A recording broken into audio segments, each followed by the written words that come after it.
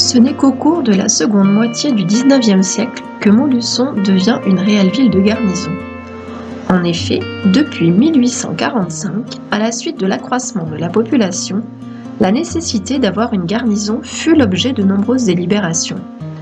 En 1859, s'installe dans le château des Ducs de Bourbon le 30e régiment de ligne formé de 5 compagnies, puis après la guerre de 1870, le 121e régiment d'infanterie. Le 3 mars 1896, le conseil municipal adopte le projet de construction d'une nouvelle caserne. Le premier projet est envisagé par l'architecte local Gilbert Talbourdeau en 1905 sur l'emplacement des Gilets, aujourd'hui le parc des Îlets, mais ne verra pas le jour. C'est un plan qui ressemble aux casernes actuelles, mais les inondations dans le parc font abandonner le projet. En 1909, il élabore un autre projet sur les terrains dits du Pluseau de 10 hectares au sud-est de la ville. Ce sont des terrains qui ont l'avantage d'être plats et placés sur une butte. Les travaux débutent en 1910 jusqu'en 1913. Ce délai de 3 ans pour l'époque est qualifié de rapide.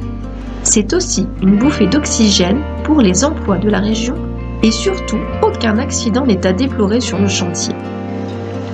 Parmi ces ouvriers, on compte une seule femme exerçant le métier de charpentier, Juliette Caron. Elle est née à Senlis dans l'Oise le 6 mai 1882 et son père également était charpentier. Certaines images la montrent vêtue d'un tailleur de velours côtelé, coiffée d'une casquette et de bottines hautes à talons plats. La caserne est réceptionnée le 28 septembre 1913. Comprenant 41 bâtiments, dont 14 de vie, construits sur le même modèle, et 27 annexes. La caserne Richemont fut alors considérée comme la plus belle des casernes de France. Les finitions intérieures, quant à elles, sont achevées en 1915. Tout est intelligemment pensé. L'infirmerie, la désinfection des pieds, un jardin pour les contagieux, un espace pour les chevaux, des latrines de jour et d'autres pour la nuit afin d'éviter les odeurs et un éclairage au gaz ou à l'électricité.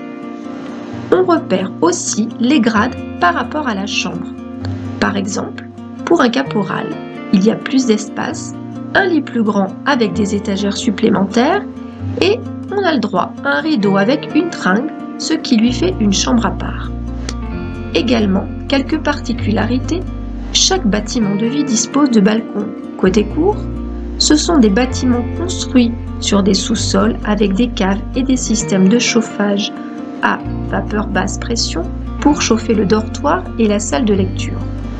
Au rez-de-chaussée, des bureaux de la compagnie, les chambres des sous-officiers, les magasins, une salle de lecture. La cuisine est très bien organisée pour assurer l'hygiène, y compris le sens des évacuations de fumée. Le 121e régiment est le premier à occuper les lieux. Les 4 premières batailles ont leur nom inscrit sur les pignons des 4 bâtiments situés face à l'entrée de la caserne. Le 121e occupe la caserne pendant 21 ans jusqu'en 1939. Puis, la caserne est cédée au 152e régiment. Le 27 novembre 1942, la caserne est désarmée et sera occupée par les Allemands. Lors de la libération, de violents combats auront lieu autour de la caserne et les Allemands seront vaincus et quitteront les lieux le 24 août 1944.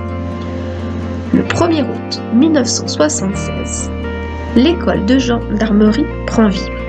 Elle débute avec 4 compagnies qui en comptent aujourd'hui 11 avec environ 120 élèves par compagnie. Donc, on peut compter environ 1300 élèves avec plus de 275 personnels permanents. Et en 1983, on compte la première compagnie de filles. Une anecdote, le chanteur Jean-François Grandin, alias Franck Alamo, fit son service militaire en 1966 à Montluçon. Il tourne dans la caserne son clip sur un dernier signe de la main dans lequel il exprimait ses envies de quilles.